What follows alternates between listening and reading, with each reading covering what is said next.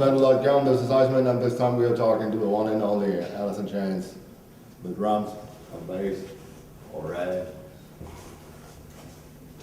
More metal. Yeah, okay. Guys, can I smoke two here? Sure. More the merrier. Right, first, congratulations for the new CD. Oh, I think it's, Did you hear it? yes. oh, you got to hear it? Cool. Yeah, we got the stream, you know. They The got physical CD, just the stream. Oh, Yeah, yeah, they got cool the- though. Cool. The bad sounding stream.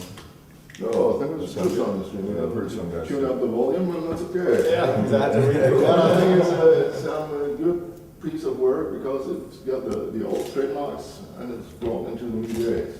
I think it's really cool. I'm going to write the review and I think I'm going to give you 10 points from 10. Oh, nice. Yeah, Hey, great. all right, How we're much buying, did that cost us? yeah, we're buying new beer. Yeah, beer is a good word. Beer is a good word. So what about your new singer? Oh, he's a really good guy.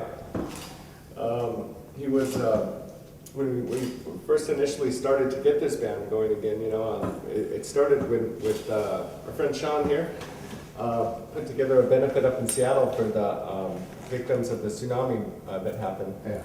And which, if you think about it, it's the worst natural disaster we're ever going to have in our lifetime, probably, you know. And this thing started from a very good place, you know.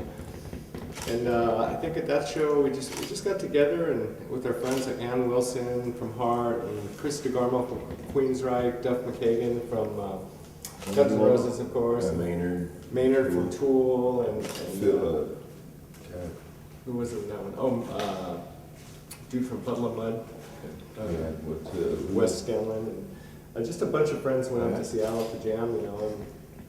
And, so every step we took on this, it was deliberate steps. Pat Lackman. Oh, the Pat Image Band. Lackman. He did most of it. Yeah, he did really well too. Yeah, Pat's great. Yeah, really nice fella. But you know, we never had a big master scheme or plan to get the band back together and to do albums and touring. And you know, we just every step we took, it's just well thought out. If we didn't feel right about doing any one step, we wouldn't do any of it, you know. Yeah, we did the tsunami thing, and then that was about it. You know, it wasn't about us, so it was easy. You know, it was weird that we're playing, but it wasn't about us. It was about helping out. So that was cool because I don't think there would have been another way that we would have got together, to even think about doing anything.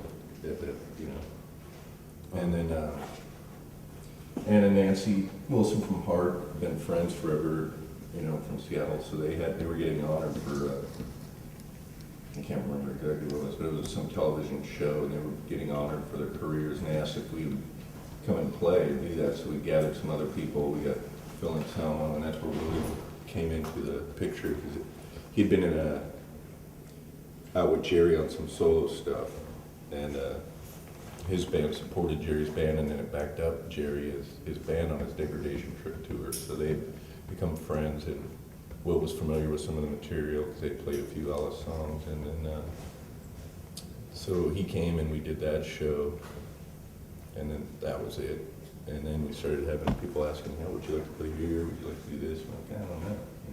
You know, should we?" And then we thought, okay, well maybe we'll just go do a couple little gigs here and there. And the next thing you know, we're like in Portugal and there's 40,000 people. Yeah. I started thinking a little different than I was like, I don't know if I was signed on for this really, you know. That wasn't, we wanted to start small. And, I think on that tour, like 5 gigs in, we were playing in front of 120,000 people with Guns N' Roses at Rock and Ring Racetrack, you know. But, it's amazing. It's like and so we did that, and that was about it. And then there was talks about maybe we'll just go play a bunch of the songs for the fans. So we went around and we did this tour, and we played like 2.5 hours every night. It was grueling. And then one thing we know, we're a lot older 14 years later. and then when we do that, you know, you're not really backstage rehearsing Man in the Box or anything. You don't really need to rehearse that. So we have a room with all our gear, and then we drums and guitars, and we just kind of jam, and riffs and ideas always come up when we're together. And so we got done doing that and went home, and we started sending around ideas and going, wonder what this could be. And then we said, well, let's go rent a place with and demo some stuff, just see what it sounds like. Went in there, demoed stuff, we were all digging it, it felt really good, and so we made the next step and interviewed some producers, found the right guy, then went in and made a record, you know, but there was no label or anything involved. We just were funding it all ourselves, and we did the record, and we really liked what we'd done, and we felt it held up to, you know, fit well with everything that, you know, lived up to our standards, you know. So, if, you know, for me, if we would have done that record and we didn't feel good about it, it wouldn't have been, I'd have been fine with not putting it out, not being here, but we liked what happened, and we were digging it, we were all really behind it, and so we shopped it around and took it to all the labels and weeded down to a couple labels and landed at EMI, and now we're in Berlin. Okay. Just to be talking to you about a new Alice in Chains release after all this time is just Bizarre. Yeah, but the pretty problem crazy to us. You we know? still don't know the title of the new CD. We don't have any records. Oh, it's called Black Gives Way to Blue.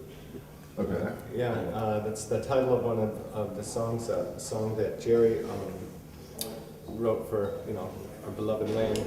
Okay. And just a really good, heartfelt song, really mellow way to end the record. You know, the theme of the whole record is basically our journey to get to this point, you know, just us getting back together and everything.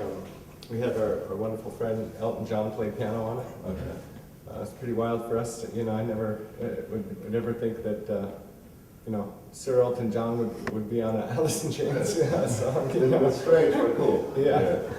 And he was really nice, gracious with his time. We're really happy how the track turned out, you know.